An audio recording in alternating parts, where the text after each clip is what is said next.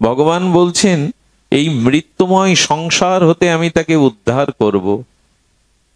এই মৃত্যুময় সংসার হতে সম্বন্ধের দ্বারা আমার দিকে যদি একটু তত্ত্ব দৃষ্টি দিয়ে তাকাও, আমি উদ্ধার করব। কি বলেছেন? মৃত্যু সংসার সাগরত। কখন উদ্ধার করবেন? কতকাল পরে? বলে অচিরাত। বলে অচিরেই উদ্ধার করব। কি বড় ভরসার কথা দেখুন। দ্বাদশ অধ্যায় ভক্তিযোগে বলছেন না, মৃত্যু সংসার বত্মিনী, তো কখন উদ্ধার করবে? বলে আমার স্মরণ নিলে অচিরাত, আমি বিলম্ব করব না তোমাকে উদ্ধার করতে। শুধু ভক্তজন হনুমানের মহিমা শুনুন, ভক্ত চরিত্র শুনুন, এর মধ্যে দিয়ে আমরা আমাদের প্রগতি ভক্তির আর পথ নির্দেশিকা পেয়ে যাব, একটি আলো পাবো। এই আধারের দিনেও, এই ঘোর অন্ধকার তামসিক দিনে আমরা আলো পেয়ে যাব। কৃষ্ণকে জল তুলসী দেয় যেই জন, তার ঋণ শোধ করিতে কৃষ্ণ করেন চিন্তন। আমাকে যে সামান্য একটু ভক্তি করে, আমি তার ঋণ পরিশোধ করার জন্য মাথায় ফেরিয়ালা হয়ে বলি মুক্তি নেবে, মোক্ষ নেবে, তখন তাকে সে ক্ষমা করে দিতেও, ঋণ মুক্ত করতেও পারে। তো আমি আমার নিষ্কিঞ্চন শুদ্ধ সেবক ভক্তের কাছে আমি চিরকাল ঋণী। সেই ঋণ শোধ করতে তো পারি না, তাই মনে করি মাঝে মাঝে ওর চরণ ধুলিটা আমার অঙ্গে আসে যদি মাখে, আমি কিছুটা ঋণ মুক্ত হব। সেবার এই মহিমা। সেবা ছাড়া আছে কি? কিন্তু সেবা দিতে তো শিখিনি, সেবা নেওয়ার জন্য ব্যাকুল হয়েছে সারা জীবন।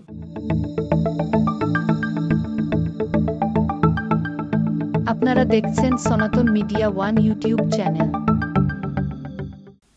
ভগবানের সাথে সম্বন্ধ এই জন্য করতে হবে, অপিচেত সুদরাচার মাম অনন্য ভাক।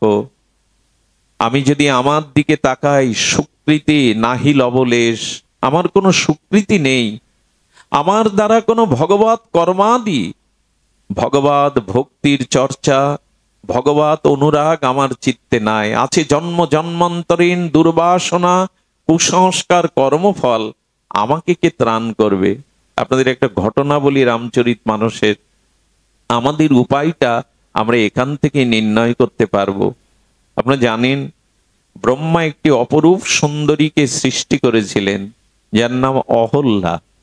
অহল্যা সংস্কৃতি এই শব্দের অর্থ হলো যে নিখুঁত, অপূর্ব, অনিন্দিতা সুন্দরী।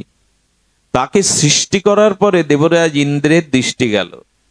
দেবতারা অনেকটা ভোগ প্রদান, যেমন অনিন্দ সুন্দরীকে, জগৎশ্রেষ্ঠ সুন্দরীকে সৃষ্টি করেছেন, ওকে আমাকে দিন। বলে তোমার জন্য একে সৃষ্টি করা না, তুমি তো ভোগী দেবরাজ। ব্রহ্মা বলছেন তুমি তো ভোগী, তোমার হাতে একে সমর্পণ করার জন্য না। অন্যতম পৃথিবীর শ্রেষ্ঠ নৈয়ায়িক, দর্শনের অন্যতম যিনি প্রজ্ঞাবান, সেই ঋষি গৌতমের হাতে আমি অহল্যাকে সমর্পণ করব। তো ঋষি গৌতম নৈয়ায়িক আচার্য, ন্যায়শাস্ত্রের আচার্য, উনি পণ্ডিত, ওনার কাছে অহল্যাকে দিয়েছিলেন। অহল্যা পতিব্রতা সতীসাধ্যী রমণী হয়ে সহধর্মিনীত্ব ধর্ম পালন করে ঋষি গৌতমের ভজন সাধনের অগ্রগতির পথে প্রেরণা দায়িনী হয়েছিলেন। সেই তপবনে সুখেই ছিলেন, কিন্তু চিন্তা করতে পারেন দেবরাজ ইন্দ্র জেনেছে অহল্যা আমার নয়, অহল্যা গৌতমের, তবু তার কামনার দৃষ্টিভঙ্গি, তার কামনার চিন্তা মাথা থেকে, হৃদয় থেকে, কাম কত বড় দুষ্পরিণীয় দেখুন। দেবরাজ ইন্দ্রকে, সে তো তখন পরস্ত্রী, তবু তার চিত্তে থেকে ওই ভাবনা যায়নি। সকলের জানা গৌতমের রূপ ধরে এসেছিলেন। ঋষি গৌতমের রূপ ধরে যখন এসেছিলেন, অহল্যার ভেতরে কি ছিল না, অহল্যা জানতে পেরেছিল গৌতম রূপ ধরে দেবরাজ ইন্দ্র এসে, কিন্তু নিজের ভিতরে সূক্ষ্মভাবে বিচারটা, বিবেকটা অপদমিত হয়ে যায়। চিন্তা করলেন আমার কাছে, জগতের কোন রমণীর কাছে আমার সৌন্দর্যে বিমিত হয়ে ইন্দ্র যুগ যুগ ঘুরে বেড়াচ্ছে, আর ইন্দ্র যদি আমার কাছে আসে, এটা তো আমার গর্ব। দেবরাজ ইন্দ্র আমার রূপের মোহে এসেছে। এই রূপের মোহ ওর বিবেককে, বিচারকে সেদিন কাজে দেয়নি। উনি জানতে পেরেছিলেন, এমন নয় যে অহল্যা জানতে পারেনি যে স্বামীর বেশ ধরে সতী নারী পরপুরুষের বাতাসটাও নিতে পারে না। অসূর্য স্পর্শা বলা হয়, তারা অন্যের বাতাসও নিতে পারে না। উনি জানতে পেরেছিলেন, সঙ্গে সঙ্গে বললেন, দেবরাজ তোমার মনোকামনা পূর্ণ হয়েছে, আমার নিরাপত্তা এবং তোমার নিরাপত্তার জন্য তুমি দ্রুত এই স্থান ত্যাগ করো। দ্রুত স্থান ত্যাগ করতে গিয়ে গৌতম এসেছিলেন, তাকে জরাগ্রস্ত অভিশাপও দিয়েছিলেন। আর সেদিন অহল্যাকে বলেছিল, আজ এই তপবনের পুতপবিত্র বাতায়নে এখানে ধ্যানমগ্ন একটি নির্মল স্থানকে তুমি কলুষিত করেছো তোমার দেহভোগের বাসনা দ্বারা। তোমার বুদ্ধি যখন আমার মতো ঋষিকে পেয়েও, তপবনও পেয়ে, এই অপ্রাকৃত আত্মানন্দের অনুভূতি পেয়েও যখন তোমার বুদ্ধিটা পাথরের মতো কাজ করলো, বিবেচনা শক্তি নাই, তুমি পাথর হয়ে যাও। যাদের বিবেক নাই, যাদের বিচার নাই, শাস্ত্র অনুভূতি নাই, তারা তো এমনি পাথর। তিনি পাথর হতে বললেন, পাষাণ হতে বললেন। এখন পাষাণ হতে বললেন এই কারণে, পাষাণেরও প্রাণ আছে, কারণ অভিশাপ দিলেও তার মধ্যে প্রাণ ছিল। কিন্তু পাষাণ দেখবেন কি হয়, রৌদ্রে পুড়ে তাপে দগ্ধীভূত হতে থাকে, কারো কাছে জল চাইতে বলে না। আবার শীতে জড়ো জড়ো হলেও সে কারো কাছে উষ্ণতা প্রার্থনা করতে পারে না। এমনি করেই তো 12 মাস ষড় ঋতুতে তাকে ভুগতে হয়। গৌতম বললেন, পাথর বুদ্ধি, বিবেচনা, বিবেক যখন তোমার নাই, তুমি পাষাণই হয়ে যাও। আমার মতো মাদিস জীবেরও আজ বিবেক বিবেচনা নাই, আমাদের বুদ্ধিটা যেন পাথর হয়ে গেছে। বুদ্ধিটা বিবেক শূন্য হলে, বিচার শূন্য হলে, শাস্ত্র জ্ঞান শূন্য হলে আমরা একরকম পাষাণ হয়ে যাই। এবং এই পাপময় জীবনে কি ঘটেছিল জানেন? সমস্ত তপবনে বৃক্ষগুলো বৃক্ষরাজি ছিল, কিন্তু যেখানে পাষাণ হয়ে অহল্যা ছিল, ওখানে বৃক্ষগুলো পুড়ে গিয়েছিল। গৌতম বলেছে, এখানে কোনো পাখিও ডাকবে না, কলকাকলি করবে না, এখানে কোনো কীট পতঙ্গ থাকবে না। যারা আধ্যাত্মিক ভক্তি জীবন পেয়েও, যাদের ভিতরে এই জড়বুদ্ধি কারণে আর কামাসক্ত দুর্জেয় কামের কারণে যারা বিবেককে জলাঞ্জলি দেয়, তাদের জীবনে কোনো কিছুই সৌন্দর্য, কোনো কিছুই পবিত্রতা, স্নিগ্ধতা থাকতে পারে না। পাপময় জীবন কিন্তু পাষাণের মতো। দেখুন, সমস্ত বনে বৃক্ষরাজি, পল্লব, ফুল, বাতায়ন সবই আছে, নির্মল পবন, কিন্তু ওখানে যখন আগুন জ্বলছে, ওখানে যেন চিতাভস্যের মতো সব ছাই হয়ে রয়েছে। অহল্যা কি জানালো যেন? আমার মতো যদি কখনো বিবেকচ্যুত হয়ে, আমার মতো যখন তোমাদের মেধা, বিবেক, জ্ঞান, চেতনা শূন্য হয়ে পাপ করে জীবনটাকেও এমন অসার করে তুলবে, তোমাদের দিকে একটি পাখিও তাকাবে না, কীট পতঙ্গও তোমার সাথী হবে না, পত্র পুষ্প ফল বাতাবরণ হতে তুমি সব বঞ্চিত। কিন্তু এরকম আমার মতো বঞ্চিত হলেও একটা উপায় আছে, ভগবানের শরণ নাও। যার কেহ নেই, পশু নেই, পাখি নেই, বৃক্ষ নেই, সৌন্দর্য নেই, সব হারা যারা আমার মতো পাষাণ হয়ে গেছে, তাদের একটাই উপায় আছে, উপায় ভগবানের চরণের দিকে চেয়ে থাকো। যদি জীবনে স্খলন হয়েও থাকে, পতন হয়েও থাকে, অহল্যার মতো সর্বশ্রীশূন্য হয়ে থাকে, রামচন্দ্রের দিকে তাকিয়ে থাকো। ওখানেই তিনি অপেক্ষা করছিলেন রঘুপতি রামচন্দ্রের জন্য। বিশ্বামিত্রকে নিয়ে রঘুপতি রাজীবলোচন যখন বনের দিকে চলছেন, হঠাৎ করে রামচন্দ্রের চোখ গেল সেই পাষাণের দিকে।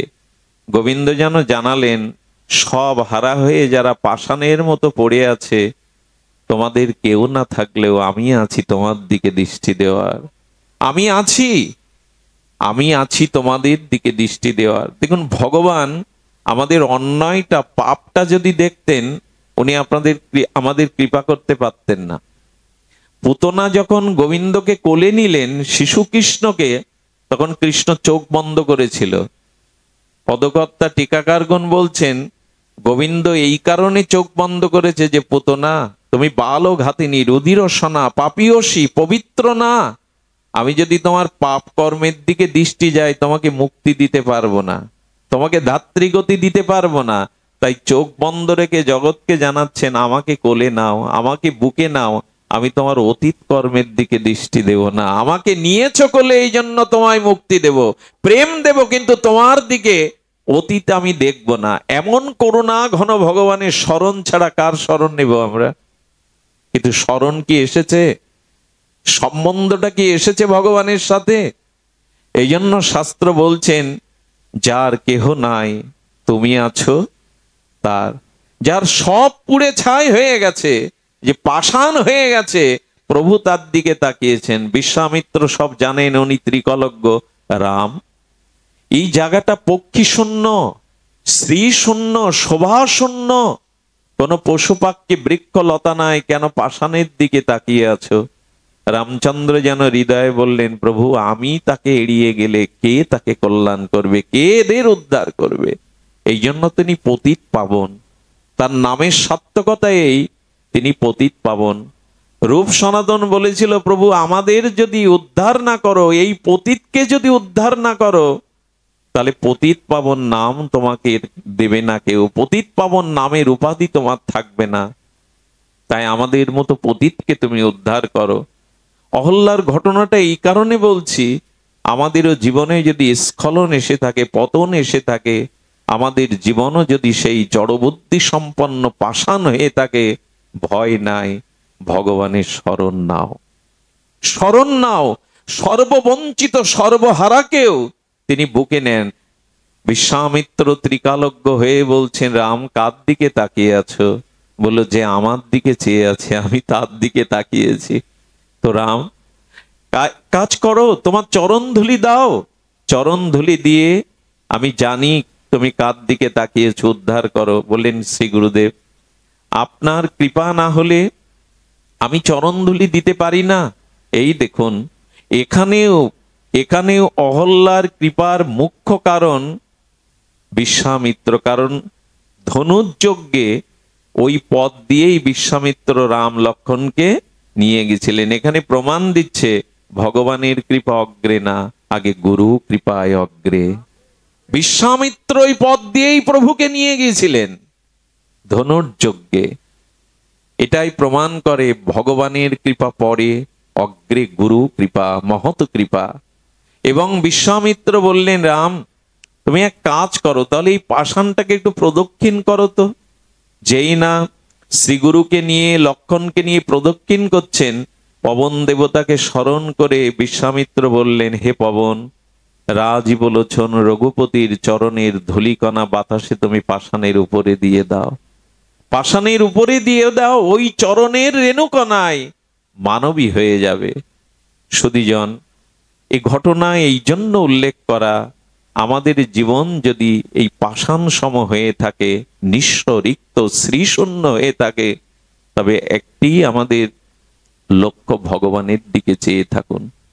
যদি দুরাচারীর থেকে সুদুরাচারী শব্দটা দিয়েছেন, সুদুরাচারী মানে দেখুন, দুরাচারী তো আবার দুরাচার কি আবার সু হয়?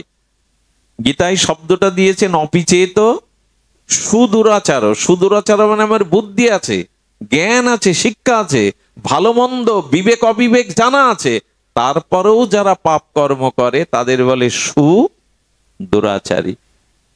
তার ভালো মন্দ চেতনা আছে, বিদ্যা আছে, শিক্ষা আছে, তবু সে পাপ কর্ম করে। এই সুদুরাচারী যারা, তাদেরকেও তিনি কল্যাণ করবেন।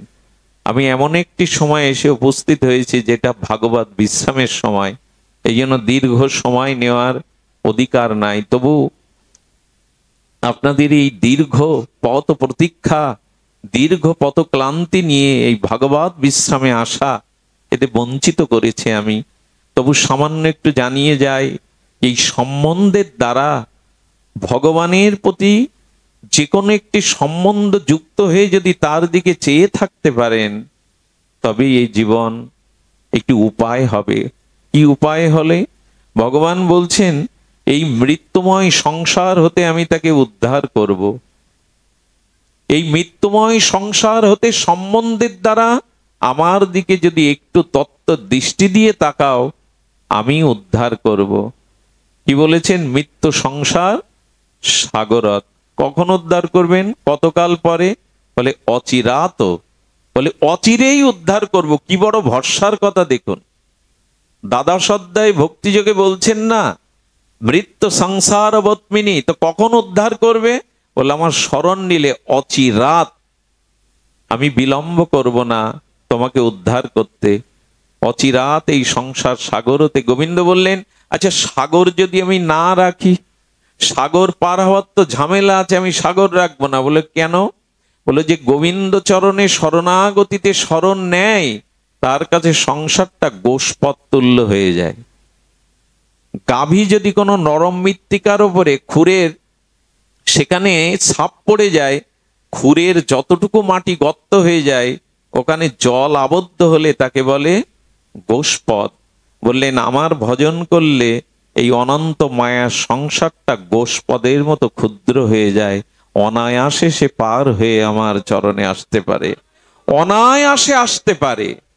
এই জন্য অচিরাত বলেছেন, অচিরেই যেতে। তবে এ পথ যেমন সহজ, তেমন আমাদের সামনে আবার দুটো জিনিস এসেছে। একটি হলো শাখা, একটি হলো উপশাখা। একটু ধ্যান দিন শব্দের দিকে। একটি হলো শাখা আর একটি হলো উপশাখা। আমরা উপশাখার পথে যাচ্ছি না তো? প্রথমেই উপশাখার করিবে ছেদন। দেখুন, শাখা বেয়ে যদি যান, খুব অচিরাত, অচিরাত তিনি সংসার সমুদ্র থেকে আপনাকে নিয়ে নেবেন। কিন্তু যদি উপশাখায় চলে যায়, তখন কি বলবেন? বলবেন কোটি জন্ম করো যদি নাম সংকীর্তন, তবু না মিলিবে কৃষ্ণ প্রেম। একেবারে বলছেন অচিরাত তোমাকে আমার করে নেব, আবার বলছে কোটি জন্মও যদি নাম সংকীর্তন করো হবে না। এই উপশাখাটা কি? এই উপশাখাটা হলো ধন চাই, প্রতিষ্ঠা চাই, পদ চাই, নিজের বড়ত্ব চাই, অভিমান, অসৎ জ্ঞান, নিজের যশ খ্যাতি, পূজা প্রতিষ্ঠা। অর্থাৎ কিছু মনে করবেন না, শব্দটা বৈষ্ণবপদ বাবা বলেছেন এইভাবেই, ভক্তিকে নিয়ে যদি ব্যবসা শুরু করি, ওটা হবে উপশাখার পথ, কোটি জন্মেও পৌঁছাতে পারবো না। ভক্তিকে যদি ব্যবসার দৃষ্টিতে দেখি, টাকা চাই, সম্মান চাই, অর্থ চাই, পদ চাই, প্রতিষ্ঠা চাই, নিজের প্রভুত্ব চাই, এই উপশাখার পথে যদি একবার চলে যান, ওইখানে কোটি জন্ম অপেক্ষা করতে হবে। এই জন্য প্রথমে এই উপশাখার করিবে ছেদন। উপশাখাকে আগে ছেদন করো, ভক্তি নিয়ে যেন বাণিজ্য না হয়। ভক্তির পথ বলে তাহলে খাবো কি, চলবে কি করে? মহাপ্রভু বলেছিলেন, যার চরণ সেবা স্বয়ং লক্ষ্মী করেন, যিনি লক্ষ্মীপতি, যিনি কমলাপতি, অন্নপূর্ণা যার দুয়ারে হাত জোড় করে সেবার জন্য দাঁড়িয়ে থাকেন, ব্রহ্মা শিবাদি যার চরণের দিকে চেয়ে থাকেন, সমস্ত দেবগণ যাকে স্তুতি করেন, তার ভজন করলে তোমার অর্থের অভাব হবে, তোমার সম্মানের অভাব হবে, এটা ভেবো না। এই জন্য মহাপ্রভু বলেছেন ন ধনং। আচ্ছা আমরা ধন চাই না, গোবিন্দ বলছেন না চাইলেই তোমার পিছনে বেশি করে ছুটবে। আচ্ছা ভক্তিপথে এসে কেউ না খেয়ে মরেছে, রাস্তায় পড়ে রয়েছে, একটা প্রমাণ দিন। টাকা চাওয়া লাগে? ধ্রুব রাজ্য চেয়েছিল বটে, কিন্তু ৩৬,০০০ বছর চাননি, ধ্রুবলোক চাননি, প্রহ্লাদ রাজা হতে চাননি, সবই তো দিলেন ভগবান। এই জন্য অর্থ চাইতে হবে এমন নয়, ন ধনং ন জনং। জন মানে একেবারে আমার পরিচিতি সারা দেশ, সারা উপমহাদেশে ছড়িয়ে পড়ুক। আরে জন নিয়ে কি করবে তুমি? সম্মান ধুয়ে খাবে যদি গোবিন্দ চরণে ভক্তি না হয়। লোকখ্যাতি উপশাখা তোমার বাধা হয়ে দাঁড়াবে। এই জন্য ন জনং, বহুবিধ মানুষের কাছে পরিচিত হতে হবে, শ্রেষ্ঠ প্রবক্তা হতে হবে, এই আশা করো না। আরে দেখো আমাদের গৌড়ীয় বৈষ্ণবের মাধবেন্দ্রপুরী সম্মানের ভয়ে পালায়ে যাচ্ছে রাতে। হ্যাঁ, সম্মানের ভয়ে পুরী গেল পালাইয়া।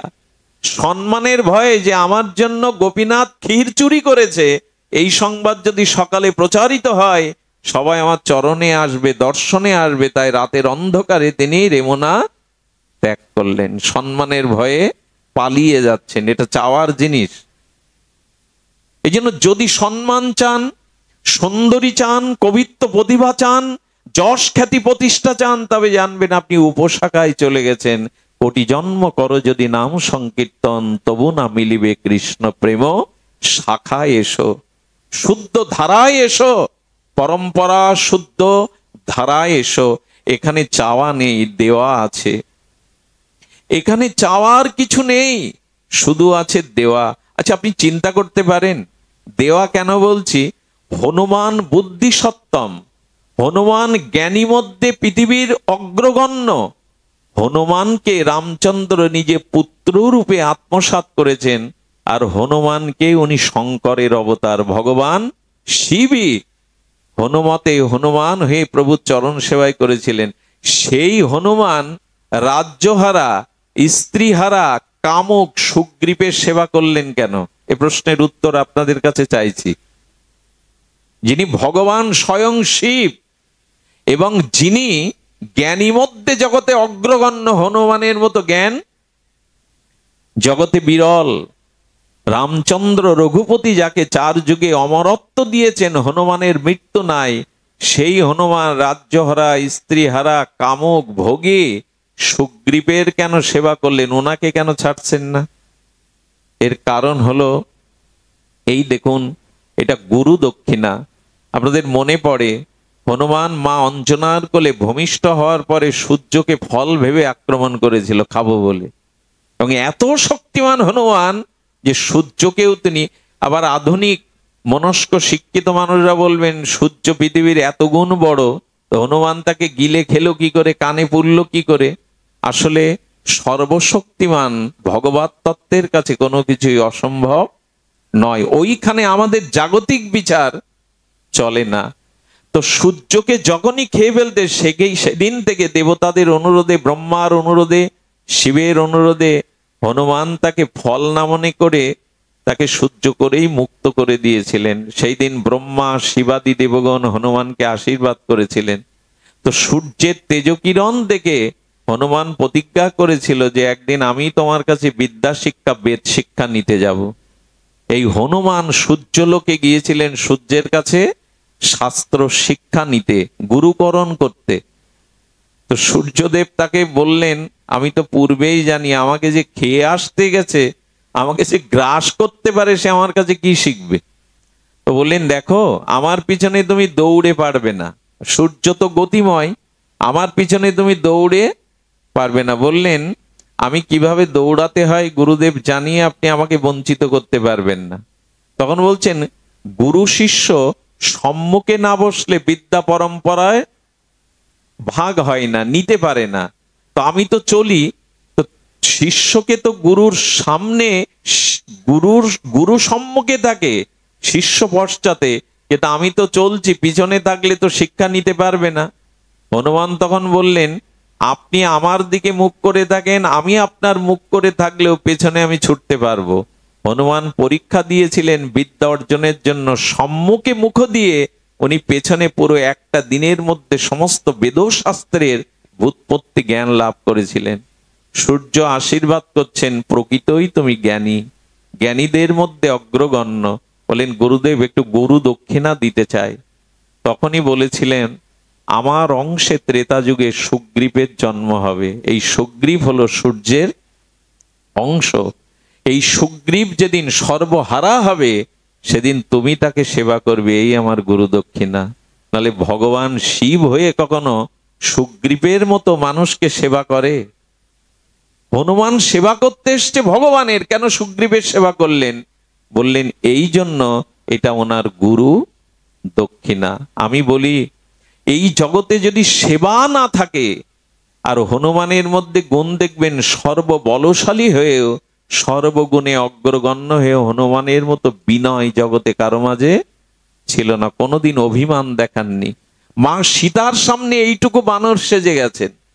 সীতামা মনে কষ্ট রেখে মুখে হাসি দিয়ে বলছেন, সব বানর কি তোমার সাইজের? বলে, হ্যাঁ মা। তাহলে আর রাবণের হাত থেকে আমার এই জন্মে উদ্ধার হয়েছে, ফিরে যাও, প্রভুকে ফিরে যেতে বলো। বলো, মা তুমি আমার ছোট রূপ দেখলে, বড়টা দেখবে, যদি আদেশ করো দেখায়। পাহাড় পরিমাণ, আকাশ পরিমাণ দিনের দেহটাকে প্রলম্বিত করলেন। সীতামা আকাশ পরিমাণ দেখে বললেন, এত বৃহত্তম যখন তুমি ছোট হয়ে এলে কেন? বললেন মা, ভক্তির সামনে, মায়ের সামনে সন্তানকে ছোট হয়ে আসতে হয়, ওখানে বড় হয়ে যেতে নেই। আমি ছোট হয়েছি মানে এই নয় যে আমি ক্ষুদ্র মা। আচ্ছা, যদি এই প্রশ্ন হয় তুমি এত বলশালী, তো ওই সময় তো সীতাকে কাঁধে করে উদ্ধার করে নদী পার, সাগর পার হয়ে নিয়ে আসতে পারতে, যুদ্ধের কি প্রয়োজন ছিল?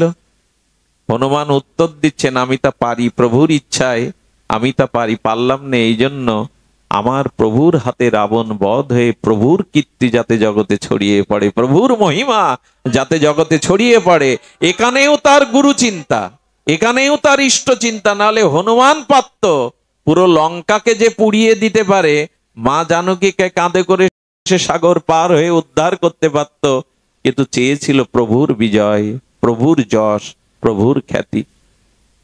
হনুমানের সেবা ভাবনা আমাদের ভিতরে দেখবেন, বিদ্যা আছে, পাণ্ডিত্য আছে, আমি প্রবক্তা, কিন্তু দৈন্য নেই। শিক্ষার সাথে সাথে, বড়ত্বের সাথে সাথে যার দৈন্যতা আছে সেই ভক্তের অধিকারী, সেই ভক্তির অধিকারী। তুমি যত বড় হও, হনুমানজি বলছেন দৈন্য রাখো। শিক্ষা এবং দৈন্য এ দুটো একসাথে কাজ করলেই সেখানে ভক্তি দাঁড়ায়। হনুমানের সেবা বুদ্ধি দেখুন, সেবা করতে করতে করতে হনুমানের মন প্রাণ নিবিষ্ট। হনুমানকে কখনো দেখবেন রামের পাশে দেখবেন না, সবসময় প্রভুর চরণেই হনুমানের বিগ্রহ। কখনো রামচন্দ্র লক্ষণের পাশে দাঁড়াননি হনুমান। শুধু ভক্তজন হনুমানের মহিমা শুনুন, ভক্ত চরিত্র শুনুন, এর মধ্যে দিয়ে আমরা আমাদের প্রগতি, ভক্তির আর পথ নির্দেশিকা পেয়ে যাব, একটি আলো পাবো। এই আধারের দিনেও, এই ঘোর অন্ধকার তামসিক দিনে আমরা আলো পেয়ে যাব। হনুমান চরণেই আছেন, উনি চরণ সেবা, ভিন্ন অন্য কিছু চান না। তো হনুমান সেবা করতে করতে দিনের 12 ঘন্টায় প্রভুর চরণ সেবা করেন। যখন রাত নেমে আসে, সন্ধ্যা, তখন একান্ত দাম্পত্য কনক ভবনে রঘুপতি রামচন্দ্র প্রবেশ করেন, যেখানে সীতামা তার প্রাণসখী 2-4 জনকে নিয়ে আর প্রভুর সেবার জন্য প্রস্তুত থাকেন। হনুমান কি করেছে জানেন? প্রভুর সাথে সাথে সে কনক ভবনের মধ্যে ঢুকে পড়েছে। যেই ঢুকে পড়েছে, রঘুপতি বলছেন, হনুমান, সারাদিন আমার চরণ সেবা করেছো ঠিকই, কিন্তু এই চৌকাঠ পেরিয়ে অন্দর মহলে প্রবেশের তোমার অধিকার নাই। সীতামা বলছেন, তুমি কি জানো না এখানে তোমার প্রভু আর আমি দাম্পত্য জীবন কাটাই, এখানে অন্য কারোর প্রবেশ অধিকার নেই। চোখে জল এলো হনুমানের। দরজা দেওয়ার সাথে সাথে দরজার এপারে সারা রাত বসে কাঁদলো, প্রভু আমি তো রাতটুকু কাটাতে পারি না তোমার চরণ ছাড়া, তোমার চিন্তা ছাড়া। আমি তো রাতটুকু আমার কাটে না, ঘুম হয় না। এভাবে হনুমান দিনের পর দিন ওই জায়গাটাই বসে কাঁদে আর রাত কাটায়। কখনো প্রভু প্রভাতে স্নান করতে গিয়ে যখন দরজা খোলেন, দেখেন হনুমান ওখানে বসে আছে। রামচন্দ্র কিছু বলতে পারেন না। এরকম করতে করতে করতে করতে যখন তীব্র সেবা বাসনা জাগলো, 12 ঘন্টা রাতটা আমি এইভাবে থাকতে পারবো না। সরযূ নদীর তীরে বসে প্রভুর রাতের সেবার জন্য আর বিরহে কাঁদছেন। আপনাদের কি জানাবো, হনুমানের বিরহ তপ্ত অশ্রু সরযূর নদীর পুড়ে পড়ে সরযূর জল টকবক করে ফুটতে লাগলো। হনুমান তো সাধারণ নয়, সাক্ষাৎ ভগবান শঙ্কর। জলগুলো ফুটতে লাগলো হনুমানের বিরহে, আর তপ্ত বিরহের অশ্রুতে জলগুলো ফুটতে লাগলো। সরযূ দেবতা প্রকট হয়ে গেলেন, হনুমান বলো তোমার জন্য কি করতে পারি? বলেন, আমি রাতটুকু যাতে প্রভুর কোনো না কোনো সেবায় আসতে পারি, আমাকে সেই ব্যবস্থা করুন। বলেন, তাহলে আমি তোমাকে আজ থেকে সেই বরই দিচ্ছি, দিনের বেলায় তুমি হনুমান হয়ে প্রভুর রাতুল চরণ সেবা করবে, আর রাতের বেলায় মা জানকীর একান্ত সখী চম্পক মঞ্জুরি হয়ে নারী দেহ নিয়ে তুমি যুগলের সেবায় ওইখানে স্থান পাবে। সেই দিন থেকেই তিনি চম্পক মঞ্জুরি রূপে আর অন্দর মহলে মা জানকীর একান্ত সখী হয়ে রাতটুকু সেবা করতেন, আর দিনটুকু তিনি প্রভুর চরণ সেবায় কাটাতেন। আমরা শুধু শুনবো, সেবা শুধু নিতে শিখেছি, হ্যাঁ, সেবা শুধু গ্রহণ করতে শিখেছি। গো ইষ্ট শ্রীগুরু প্রিয় পরমের সেবা এভাবে নিবেদিত কই। আর এই সেবার জন্য আপনারা জানেন, অঙ্গদ রাজ্য নিয়ে নিল, সুগ্রীব কিষ্কিন্ধার রাজা হলো, বিভীষণ লঙ্কার অধিপতি হলো, কে পায়নি রাজ্য? প্রভুর চরণে যারা গেছে কাউকে বঞ্চিত করেনি। একমাত্র হনুমান প্রভুর কাছ থেকে ইহকালে পরকালে তার চরণ সেবা ছাড়া কোনো রাজ্য, কোনো মন্ত্রীর পদ, কোনো বড় উপাধি তিনি চাননি। এই জন্য হনুমানের দিকে রামচন্দ্র তাকাতেন না। আপনাদের মনে পড়ে সেই লীলা, রামচন্দ্র বারবার হনুমানের দিকে দৃষ্টি দিতে গিয়ে চোখ ফিরিয়ে সীতার দিকে দৃষ্টি দিচ্ছেন। রাজসভার মধ্যে মা জানকী কয়েক ঘন্টা এই দৃশ্য অবলোকন করলেন। সীতামা দেখছেন যে রাম রঘুপতি তার প্রিয় পরম হনুমানের দিকে দৃষ্টি দিতে গিয়ে চোখ ফিরিয়ে নিচ্ছেন, বারবার সীতার দিকে তাকাচ্ছেন, আর উনি বিব্রত হচ্ছেন। নিশীতে সেবাতে বললেন, প্রভু হনুমান আপনার কি হয়? বলে, জানো সীতা, লক্ষণের থেকে হনুমান আমার প্রিয়, আমার আত্মসমপুত্র। বলে, পুত্রের দিকে কি পিতা দৃষ্টি দেয় না? পুত্রের মুখ বদন কি পিতা দেখে না? বলে, অবশ্যই দেখে। বলে, আপনি কেন সারাদিন হনুমানের দিকে দৃষ্টি দিতে গিয়ে আমার দিকেই দৃষ্টি দিচ্ছিলেন? কেন আপনি হনুমানের দিকে তাকাতে পারছিলেন না? আপনার কথাটি ধ্যান দিয়ে শুনুন, প্রাণ দিয়ে শুনুন, এই কথাটি হৃদয়কে স্পর্শ করবে। রামচন্দ্রের চোখে সজল হয়ে এলো, জানো সীতা, হনুমানের দিকে আমি তাকাতে পারি না এই জন্য, এই পৃথিবীতে যদি কেউ কারো সেবা শুধু নিয়েই যায়। আচ্ছা, তুমি আমার একটা প্রশ্নের উত্তর সমাধান দাও। যদি কোনো মহাজনের কাছ থেকে কেউ কিছু অর্থাদি সম্পদাদি বস্তু আদি ধার নেয়, সেই ধার যদি শোধ না করতে পারে মহাজনের, তবে সেই ঋণগ্রস্ত ব্যক্তি মহাজনের চোখে চোখ দিয়ে কি তাকাতে পারে? প্রভু তার মানে বলেন, সারাটি জীবন হনুমান আমার চরণ সেবা ছাড়া আমার কাছ থেকে কোনো কিছুই চায়নি। তাই যে ভক্ত নিষ্কিঞ্চন হয়ে আমার কাছে শাস্তি সারূপ্য শালক্য সামীপ্য ধর্মার্থ কামমোক্ষ না চেয়ে একমাত্র আমার চরণ সেবা চাই, ওই ভক্তের কাছে আমি ঋণী হয়ে যাই, সেই ভক্ত আমার কাছে মহাজন হয়ে যায়। আমি কোন লজ্জায়, কোন দৃষ্টিতে হনুমানের দিকে তাকাবো? আমি তার কাছে ঋণী। সীতামার চোখে জল ভরে গেল। প্রভু সত্যিই তো। উদ্ধবজিকে ডেকে দ্বারকানাথ শ্রীগোবিন্দ বললেন, উদ্ধব, আমি আমার মনি শান্ত নির্বৈর এ জাতীয় ভক্তের পেছনে পেছনে চলি, কেন বলতে পারো?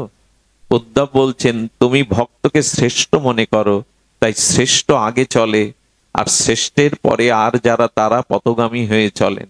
বললেন, এইটাও ঠিক, কিন্তু আমি সেজন্য ভক্তের পিছনে চলি না। আজ স্বয়ং গোবিন্দ এই পুরুষোত্তম তিনি বলছেন, শোনো উদ্ধব, আমি আমার ভক্তের পেছনে চলি এই জন্য, ভক্তের পায়ের ধুলোটা উড়ে যাতে আমার অঙ্গে এসে পড়ে। উদ্ধব একথা মেনে নিতে পারছেন না। উদ্ধব একথা মেনে নিতে পারছেন না যে ভক্তের চরণ ধুলি তোমার অঙ্গে মস্তকে এসে পড়বে বলে তুমি ভক্তের পিছনে চলো। বললেন, হ্যাঁ উদ্ধব, শোনো, আমি আমার ভক্তকে চিরদিনই আর আমার ভজনের অনুকূল আমি তাকে কিছু দিতে চাই। কৃষ্ণকে জল তুলসী দেয় যেই জন, তার ঋণ শোধ করিতে কৃষ্ণ করেন চিন্তন। আমাকে যে সামান্য একটু ভক্তি করে, আমি তার ঋণ শরিত করার জন্য, পরিশোধ করার জন্য মাথায় ফেরিয়ালা হয়ে বলি, মুক্তি নেবে, মোক্ষ নেবে, তুমি নেবে পুরুষত্ব আমার কাছে। আমার ভক্তের শুধু একটাই প্রার্থনা, দিও মানাং না গৃহান্তি বিনা মত সেবনং বিনা। প্রভু তোমার চরণ সেবা বিনা ইহকাল পরকালে আমি কারো কাছে কিছু চাই না, শুধু চাই তোমার চরণ সেবা। উদ্ধব বলতে পারো, ওই ভক্তের কাছে আমি ঋণী হয়ে যাই, আর ওই ঋণ আমি শোধ করতে পারি না। তবে জানো, মহাজনের কাছে ঋণগ্রস্ত ব্যক্তি ঋণ শোধ না করতে পেরে মাঝে মাঝে মহাজনের চরণ বুকে ধরে, মাথায় ধরে, আর মহাজনের চরণে পড়ে যায়। তাতে মহাজনের হৃদয়ে কিছুটা দয়া করুণার আর্দ্র হয়, আর তখন তাকে সে ক্ষমা করে দিতেও, ঋণ মুক্ত করতেও পারে। তো আমি আমার নিষ্কিঞ্চন শুদ্ধ সেবক ভক্তের কাছে আমি চিরকাল ঋণী। সেই ঋণ শোধ করতে তো পারি না, তাই মনে করি মাঝে মাঝে ওর চরণ ধুলিটা আমার অঙ্গে আসে যদি মাখে, আমি কিছুটা ঋণ মুক্ত হব। সেবার এই মহিমা, সেবা ছাড়া আছে কি? কিন্তু সেবা দিতে তো শিখিনি, সেবা নেওয়ার জন্য ব্যাকুল হয়েছে সারা জীবন।